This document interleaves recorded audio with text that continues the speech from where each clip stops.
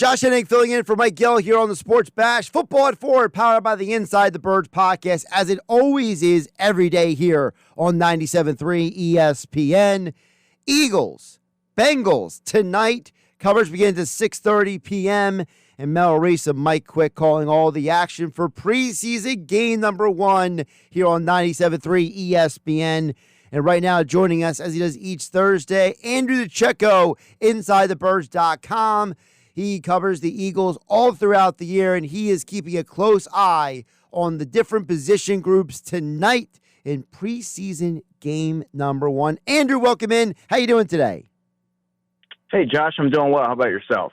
I'm doing good because we actually have football on the field, and it's not just conjecture we've been doing for the last several months. So right. For you, Andrew, I know that these are the kind of games that all the ramp up is for, right? All of the, you do all the studying of the draft, you do all the analysis of these guys in training camp, but now we get to see them in action. So let's focus on some of the position groups that we need to keep an eye on tonight. I wanted to start with a guy that you're very, very familiar with. For those who've been following you on InsideTheBirds.com, on the Inside the Birds YouTube, in all the different places you can get Inside the Birds content. A guy that you have gotten to know is Will Shipley. This is going to be a unique opportunity for him to cement himself over the next month between preseason, training camp, inter-squad practices. So for you, what should the audience keep an eye on when Will Shipley is on the field tonight? Well, Will Shipley adds another dimension to this offense. He has a lot more juice than the other two players in that backfield, and he's really good at catching the football. Now, the question becomes, where is he in terms of pass protection? And that's something that I asked the Eagles offensive coordinator, Kevin Patullo, about the last time he was available. And that until you see it in a game, it's really difficult to make that assessment. So I'll be keeping an eye on that, because for Will to be the number 2 running back, obviously, and see a more meaningful role, obviously you need to be able to acquit yourself well in pass protection and earn the confidence of the coaches. So that's what I'll be keeping an eye on, and I think he's going to see a lot of run tonight. You mentioned about the pass protection. Obviously, that was something that Kenny Gainwell was somebody that was used a lot in that capacity. Do you believe they're looking at Shipley just as a guy that is going to be the new Kenny Gainwell, or do you think he could have maybe a different type of role behind Saquon Barkley? Well, Kenny Gainwell was unique in the sense that the Eagles trusted him, and he was their 2 and 4 minute back, and he was able to do a lot of things in terms of short yardage, despite not having the biggest frame for the position. But Will Shipley is a player who offers a lot more explosiveness, and he's an even better receiver, and you can move him around formations. I think you can get a little bit more creative in how you deploy Will because of his unique skill set. But so I think you might see them used a little bit differently. But again, what Kenny Gainwell was able to do very well in terms of, in addition to being the 2 and 4 minute running back and catching the ball reliably in short yardage, was he was pretty solid in pass protection. So a lot of this is tied to Will's ability to take that next step forward in his progression and showcase some improvements in pass protection before we are able to determine what role he may take on this year. So with Andrew DiCecco, at Andrew DiCecco on the Twitter X platform, of course, InsideTheBirds.com for all of his Eagles coverage. The next position we keep an eye on tonight, Andrew, and I'm not sure why more people haven't talked about this, honestly, but I'm curious about tight end, because every single year Dallas Goedert missed time. Nothing against him, but he has not been the example of great health at times, right? He's been banged up every single year. This offseason, you signed Kylan Granson, you brought in Harrison Bryant, you already have Grant Calcaterra. I know E.J. Jenkins is down there in camp. So for you, what are you looking at from the tight ends tonight?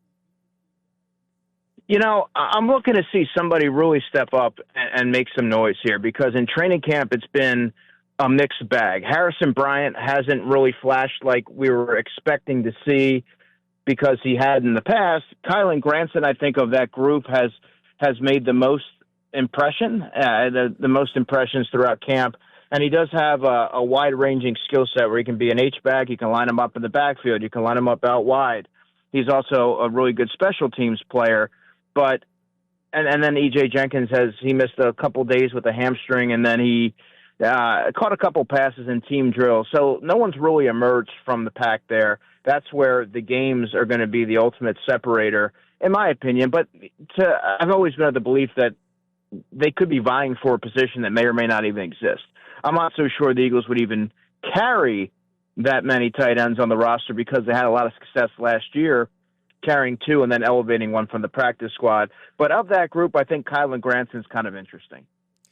So let's say, for example, I'm just putting out a scenario, and I think that's what's going to happen, but you mentioned with the practice squad, is there a scenario where maybe the opening day tight end, right, for Thursday night when the Eagles play the Cowboys, that you talk about Goddard, Calcaterra, and then Granson might be the three tight ends, and then maybe a fourth guy would go to the practice squad? Is that what you're thinking? No, I'm even thinking that they might carry two on the 53, and then maybe one or two on the practice squad, and then elevate depending on the matchup. Gotcha. You can get a guy like an E.J. Jenkins, who's a good blocking tight end at 6'6", 260 pounds. Granson is a movable piece that I think could really fit in and give Kevin Patullo some optionality. So it all depends. I think it'll be matchup dependent. Andrew, flip it over to the defense, because with the trading of Thomas Booker this week, we all talked about, well, what does Bennett mean to the cornerback position? Well, what about what it means for defensive tackle? And I know a guy that someone like you is going to keep a very close eye on is Gabe Hall. Tell the audience about who Gabe Hall is and why he is a guy people need to keep an eye on tonight.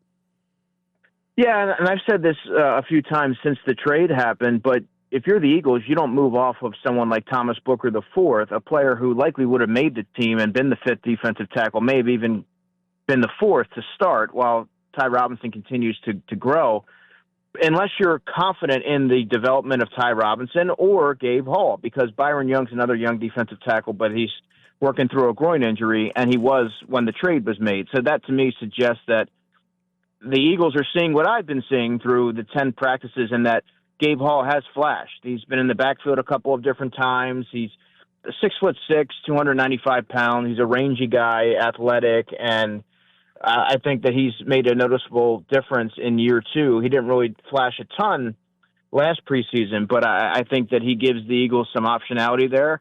He can play any position on the defensive line, and he's had a good camp. And he has a cost-effective contract, which also helps as well, being a second-year player. Aside from Hall, obviously I know Moro Ojomo's gotten a lot of hype, but what about Ty Robinson? Talk to us about what you want to see from Ty Robinson. He's a guy that a lot of people loved when the Eagles drafted him. Yeah, I've gotten so many questions recently about Ty Robinson because understandably a lot of folks are curious about him. And my answer is always, in the beginning of camp, he didn't really stand out in any way, good or bad. But the more reps that he's received, the more confidence he seems to be playing with. He's picking up on the techniques that are being taught by defensive line coach Clint Hurt. And I do think he's going to play a ton in the preseason, which should go a long way in better assessing where he is at this stage. And again, you don't trade someone like Thomas Booker, who is already ready to step in there and play, and he was having a good camp, if Robinson's development isn't on schedule, or Gabe Hall for that matter as well. So he's coming along nicely, and it's been a little bit more gradual. He hasn't had the flashy plays, but you can definitely see the noticeable growth practice to practice. The final position we're here for football at four positions to watch for tonight when the Eagles take on the Bengals. You can hear the game right here on 97.3 ESPN. Andrew DiCecco from InsideTheBirds.com and the Inside the Birds podcast on the line with us. Andrew, let's get to the safety position. No more C.J. Garner-Johnson. You have to find somebody else to play next to Reed Blankenship. Again, for a third straight year, there's a lot of interesting candidates. You drafted Drew Makuba. You already have Sidney Brown in the building. Andre Sam is a guy who knows the Fangio system. And then you have Lewis Seen. So who are the guys you actually expect to see on the field, and what are you looking for from them? Andre Sam, second-year player who was undrafted last year. He knows the system from being on the Eagles practice squad last year. He's had a nice camp, and I think that he's actually a player that everybody should be highlighting because, I mean, being in the meeting rooms with safeties coach Joe Casper, C.J. Gardner-Johnson was pretty much a big brother to him. They trained together the offseason leading up to the 2024 season. And so presumably he has a better perspective on what to expect here in year two, and he's playing a lot faster with more confidence. He's carrying himself better. And Tristan McCullum is another player that Vic Fangio mentioned for being another name in that safety competition. Now, it really is going to be a two-person battle between Sidney Brown and Drew Makuba. But Sidney Brown's had kind of a quiet camp, hasn't done anything good or bad. I think that he's playing a lot more restrained, which is what you want to see, and I'll be keeping an eye on seeing how much more poised he is, I guess, back there and playing within the confines of that defense. And also, I'm not sure if we'll see Drew Makuba in game one because he's still working his way back from the shoulder, but he's making encouraging signs in that return.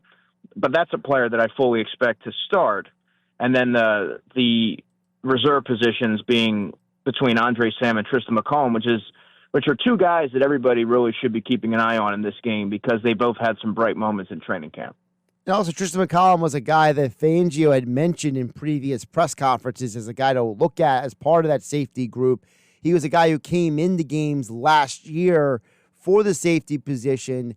So in your mind, is McCollum maybe like a dark horse to be a guy that maybe slides in there because of his experience last year?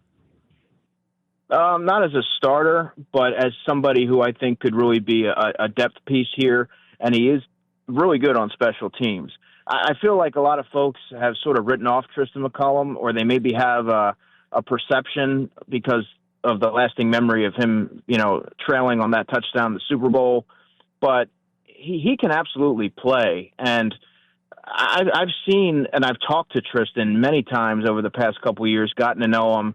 Smart player, really takes to the position, takes to the coaching, and hones in on the fine details of that position. And he's a player that Vic Fangio trusts because he is assignment sound, maybe doesn't make the flashier explosive plays that someone like a Sidney Brown or a Drew Makuba can make, but there's something to be said for a player who is fundamentally sound and you know where he's going to be and he knows where he needs to be on a given play.